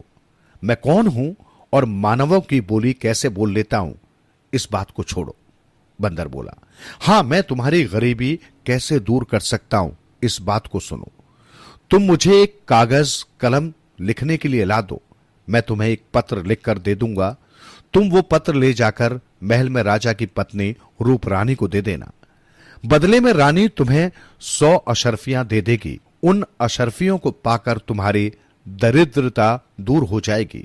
तुम उन अशर्फियों से अपने लिए कोई सम्मानित सा धंधा कर लेना। ठीक है, मैं तुम्हें कागज और कलम ला देता हूं, तुम अपनी चिट्ठी तैयार कर लो, कहकर बहेलिया अपने कमरे में गया और कहीं से ढूंढकर एक पुराना सा कागज और कलम ले आया। बंदर ने नीचे झुककर उसके हाथ से दोनों चीजें ले ली। फिर उसने रूप रानी के नाम एक पत्र लिखा। उसने जो कुछ उसके साथ घटा सारा ब्यौरा उस पत्र में लिख दिया। साथ ही रूप रानी को यह भी निर्देश दिया कि जो भी व्यक्ति इस चिट्ठी को लेकर तुम्हारे पास पहुंचे, तुम इनाम के रूप में उस व्यक्ति को 100 अशर्फियां दे देना। पत्र को मोड़कर उसने बहेलिये को सौंपा और कहा, देखो दोस्त, सावधान रहना, यह ध्यान रखना कि कहीं यह पत्र किसी दूसरे व्यक्ति के हाथों में न पड़ जाए। इसे सावधानी पूर्वक रानी को ही सौंपना। घबराओ नहीं, बहेलिया बोला, इस पत्र को तो मैं जी जान से अपने कलेजे से लगाकर रखूंगा। ये तो 100 अशर्फियों के मूल्य का पत्र है। मैं आज ही इसे रानी को सौंप कर आता हूं। जब बंदर और बहेलिये के बीच ये वार्तालाप चल रहा था, उस समय अपनी दीवार के साथ सटा बहेलिये का पड़ोसी एक वैश्य उन दोनों के वार्तालाप को सुन रहा था। बंदर के मुंह से मानवीय भाषा बोलते देखकर वो तत्काल समझ गया कि बंदर पकड़ने की ये राज आज्ञा क्यों प्रसारित कराई गई है। तब वो अपने मन में सोचने लगा कि इस पत्र को इस बहेलिये से खरीद लिया जाए और जाकर राजा को दे दिया जाए, तो राजा उससे खुश हो जाएगा और ढेर सारा इनाम दे देगा। ऐसा विचार कर वो बहेलिये से मिला और उसे बहका फुसलाकर 100 अशर्फियां देकर उसने वो पत्र बहेलिये से ले लिया। बहेलिये को घर बैठे 100 अशर्फियां मिल गई, इसलिए उसने भी उस पत्र को वैश्य को देने में देरी न लगाई। वैश्य वो पत्र लेकर अपने घर के अंदर चला गया। बंदर अभी भी उन दोनों की सांझी मुढेर पर बैठा हुआ था। घर आकर वैश्य ने एक चतुराई खेली। उसने रस्सी का एक फंदा बनाकर बंदर की ओर फेंका। बंदर की गर्दन रस्सी में फंस गई। इससे पहले कि वो उस फंदे को अपनी गर्दन से निकालता, वैश्य ने एक झटका देकर उसे नीचे खींच लिया। इस प्रकार वो बंदर, जो बड़ी मेहनत करके मुक्त हुआ था, फिर से उस वैश्य की कैद में फंस गया। उधर वैश्य के जाते ही उस बहेलिये का मन भी विचलित होने लगा। उसने सोचा कि 100 अशर्फियां तो इस बनिये से झटक ली। अब अगर बंदर से हुआ वार्तालाप और उसके द्वारा लिखी हुई चिट्ठी की बात मैं जाकर रानी रूप रानी को बता दूं, तो वो मुझे ढेर सारा पुरस्कार देगी। ऐसा विचार कर वो बिना समय गवाए उसी समय रानीवास के लिए चल पड़ा। बहेलिया लगभग भागता हुआ रानीवास में पहुंचा और उसने सारी बातें रानी के सामने दोहरा दी। उसकी जुबानी वो सब सुनकर रानी सब कुछ समझ गई। उसने बहेलिये को तो 100 अशर्फियां इनाम में देकर उसे चलता किया और फिर बंदर बने अपने पति को बचाने का कोई उपाय सोचने लगी। उधर वो बहेलिया जब रानीवास से बाहर निकला तो एक नई खुरापात उसके दिमाग में पैदा हो गई। धन के लालच ने उसकी आंखों पर पर्दा डाल दिया था। रानीवास से बाहर आकर वो अपने घर नहीं गया। उसके स्थान पर वो पहुंचा सीधा राजा के दरबार में। वहां उसने वैश्य के विरुद्ध ये शिकायत दर्ज करा दी कि कल उसने एक बोलने वाला बंदर पकड़ा था, किंतु उसके एक पड़ोसी ने वो बंदर छीन लिया। उस बंदर पर उसका अधिकार है, अतः उसके पड़ोसी से वो बंदर छीनकर उसे दिलवाया जाए। उसकी शिकायत पर अमल हुआ। दंडाधिकारी ने कुछ सैनिक बंदर सहित उस वैश्य को पकड़कर लाने के लिए रवाना कर दिए। इतनी कहानी सुनाकर पटेल ने कुछ क्षण का विराम लिया, हुक्का गुड़गुड़ाया और ढेर सारा धुआं कंठ से उगलते हुए बुलाकी की तरफ देखा। फिर पटेल बोले, बुलाकी, जैसा कि मैंने पहले कहा, उस बहेलिये के जाते ही रूप रानी बंदर बने अपने पति को बचाने का कोई उपाय सोचने लगी थी। बहुत चिंतन और मनन के बाद अंततः उसे एक उपाय सूझ ही गया। उसने अपनी सेविका को बाजार में भेजकर एक तोता मंगवाया और उस तोते के पिंजरे को अपने आंगन में टांग दिया।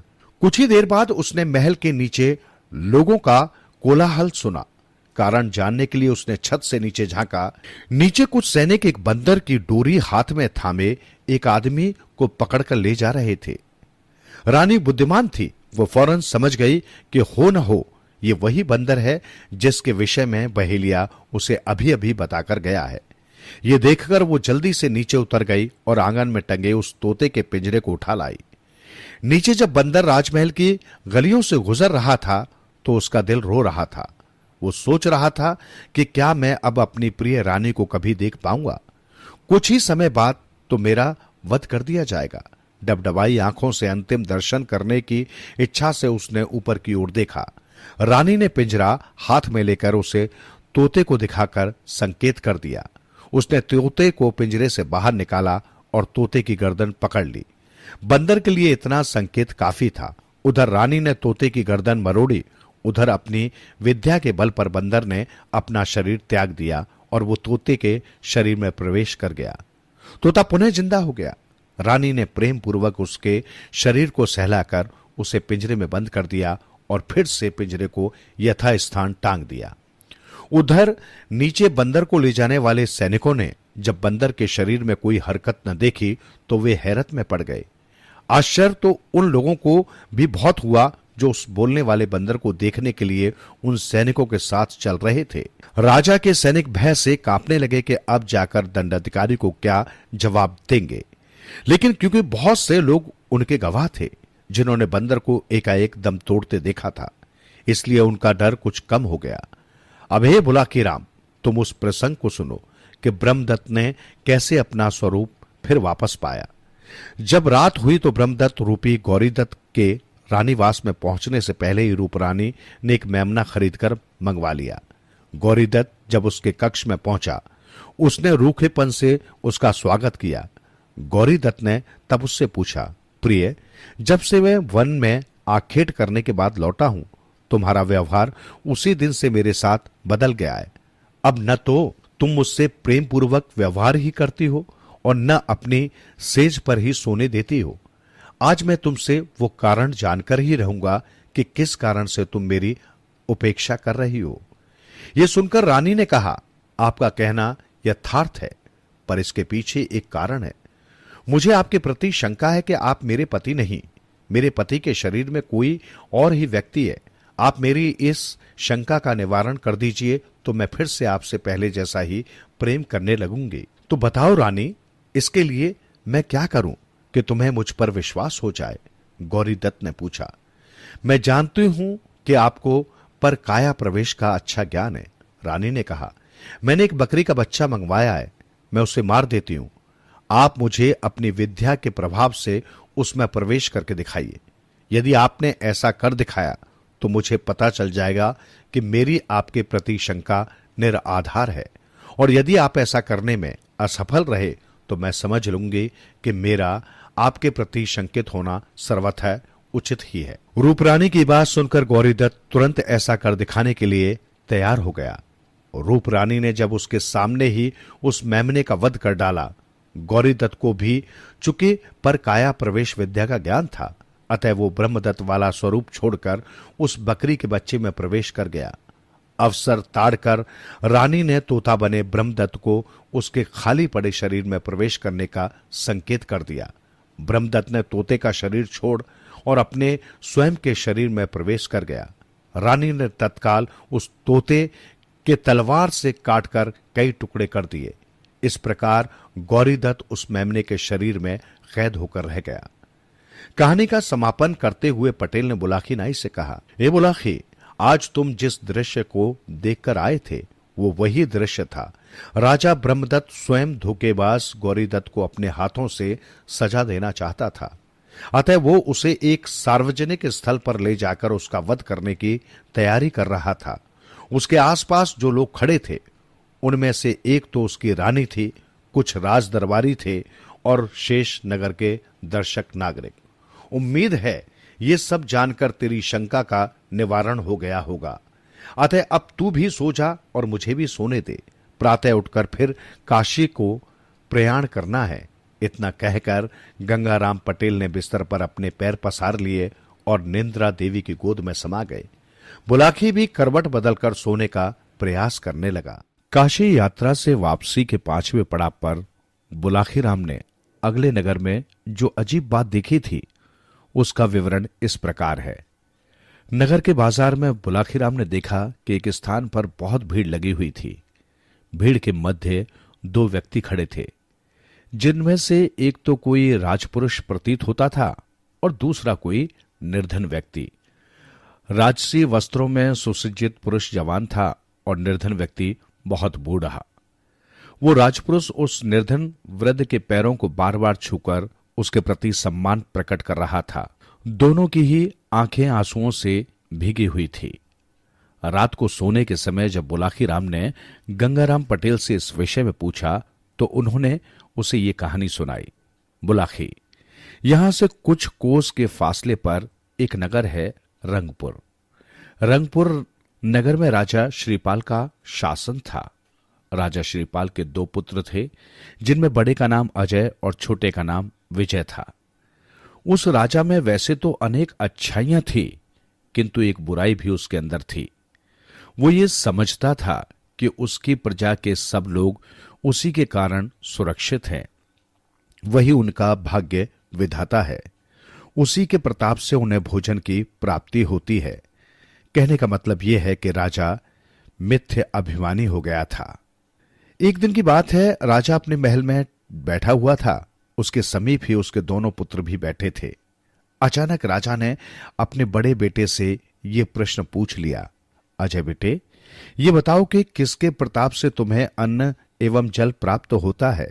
उत्तम उत्तम वस्त्र, स्वादिष्ट भोजन और नाना प्रकार की सुख सुविधा की वस्तुएं तुम्हें किसके भाग्य से मिलती हैं? अजय चाटुकार था। उसने तुरंत उत्तर दिया, पिताजी, ये सब वस्तुएं तो मुझे आपके प्रताप से ही मिलती हैं। आप इन चीजों को देना बंद कर दें तो मेरा जीवन ही समाप्त हो जाएगा। आपके बिना मेरा अस्तित्व कैसा? आप ही के कारण तो मैं राजकुमार कहलाता हूं, नहीं तो कोई मुझे पूछे भी नहीं। अजय का उत्तर सुनकर राजा बहुत खुश हो गया। फिर उसने विजय से भी यही बात पूछी तो विजय ने कहा, पिताश्री, इस संसार में समस्त प्राणियों को उनके भाग्य के अनुसार ही भोजन पानी और दूसरे सब सुख मिलते हैं। व्यक्ति का भाग साथ दे तो वो सफलता की बुलंदियों पर भी पहुंचता है, और यदि भाग्य साथ न दे तो वो पतन के गर्त में जा गिरता है। व्यक्ति के अपने भाग्य से ही उसे सब कुछ मिलता है।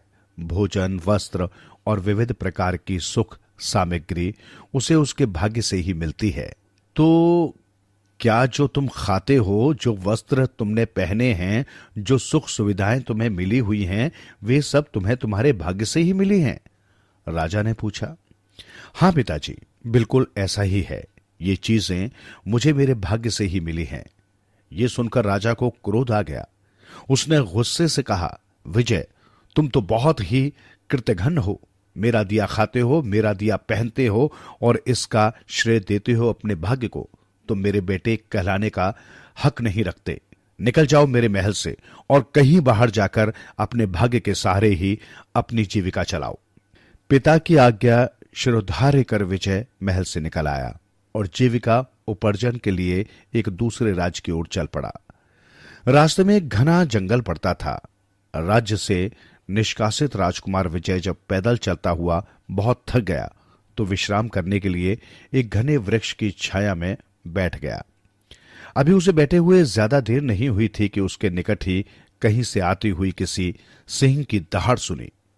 उसने घबराकर उस दिशा में देखा तो उससे कुछ दूरी पर उसे एक सिंह लड़खड़ाता हुआ उसी की दिशा में बढ़ता हुआ नजर आया। यह देखकर राजकुमार घबरा गया। पहले उसने विचार किया कि जान बचाने के लिए उसे वृक्ष पर चढ़ जाना चाहिए, लेकिन जब उसने दोबारा सिंह की दहाड़ सुनी तो उसके कदम ठिठक गए। सिंह की दहाड़ में क्रोध का भाव न होकर करुणा का भाव था। विजय ने फिर उस सिंह की चाल पर गौर किया। सिंह बुरी तरह से लंगड़ा कर चल रहा था। उसका अगला एक पंजा जमीन पर पड़ ही नहीं रहा था। ये देखकर विजय के मन में उस सिंह के प्रति दया के भाव पैदा हो गए। घायल सिंह लंगड़ाता हुआ उसी वृक्ष के पास पहुंचकर बैठ गया जिस वृक्ष के नीचे विजय बैठा हुआ था, और वो याचना भरी निगाहों से विजय की ओर देखने लगा, जैसे कहना चाहता हो कि आओ मेरी मदद करो। झिझकता हुआ विजय जब धीरे धीरे सिंह के निकट पहुंचा, उसने दाएं हाथ से सिंह का सिर सहलाया। सिंह को उसके स्पर्श से कुछ राहत सी मिली। उसने अपनी आंखें बंद कर ली। विजय ने इस बार दोबारा उसकी पीठ सहलाई तो सिंह जमीन पर लेट गया। अब विजय ने उसके घायल पंजे पर ध्यान दिया। सिंह के पैर में एक मोटा कांटा चुभा हुआ था। कांटा इतना बड़ा और सख्त था कि वो पंजे को फाड़कर ऊपर तक निकल आया था। उस कांटे के कारण सिंह का पैर बुरी तरह से सूज गया था। कांटे के कारण पूरा पंजा जख्मी हो गया था और पंजे से रक्त बह रहा था। सिंह की ऐसी हालत देखकर विजय नीचे झुका। उसने सिंह का वो घायल पंजा दाएं हाथ से पकड़ा और अपने दांतों से पकड़कर उस कांटे को एक झटके से बाहर निकाल लिया। राहत मिली तो सिंह की गुर्राहट बंद हो गई और वो आंखें मूंदकर लेट गया।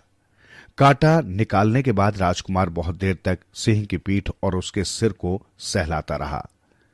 बुलाखी ममता की भाषा सभी प्राणी समझते हैं।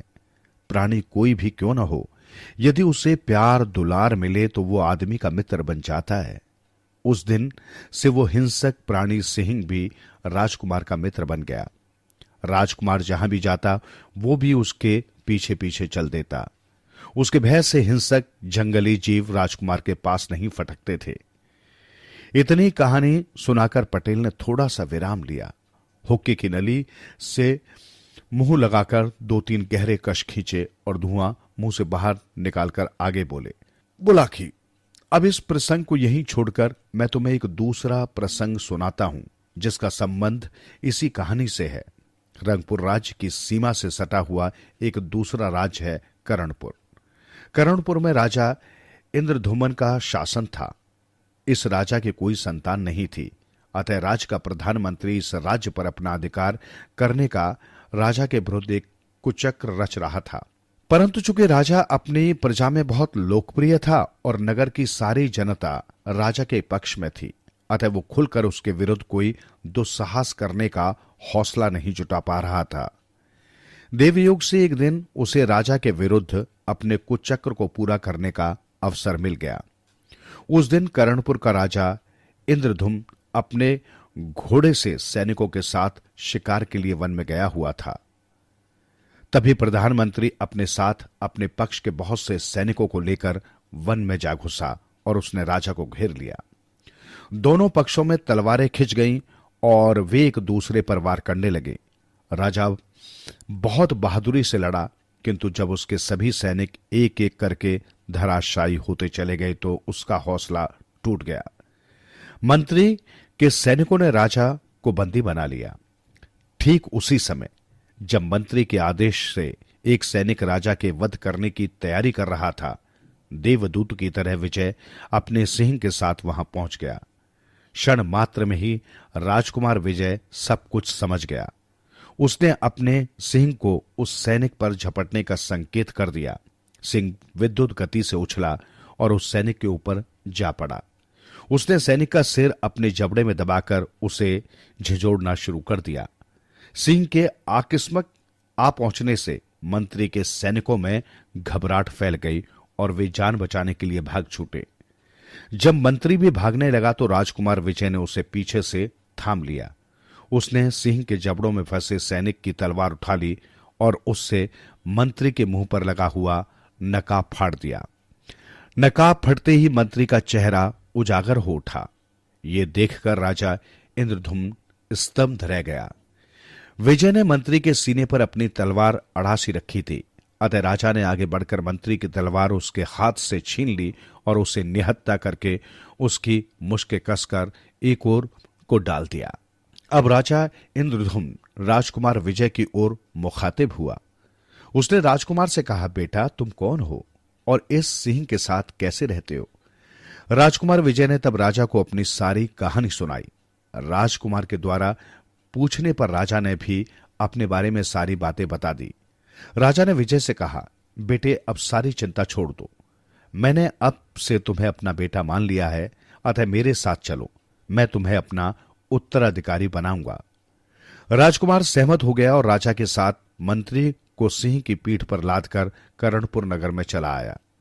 नगरवासियों ने जब मंत्री को बंदी हालत में सिंह की पीठ पर लदे हुए देखा तो उनके आश्चर्य का ठिकाना न रहा, लेकिन बाद में जब उसकी गद्दारी की बात मालूम हुई तो सभी उसकी हरकतों पर उससे घृणा करने लगे।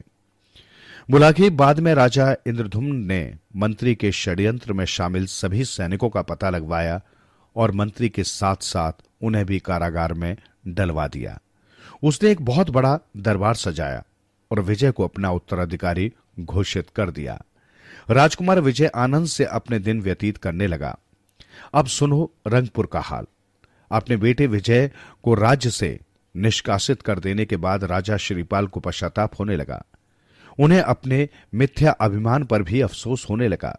इसी गम में राजा बीमार रहने लगा। राजा की इस स्थिति का फायदा उठाया उसके एक पड़ोसी राजा ने, जो राजा श्रीपाल से शत्रुता रखता था।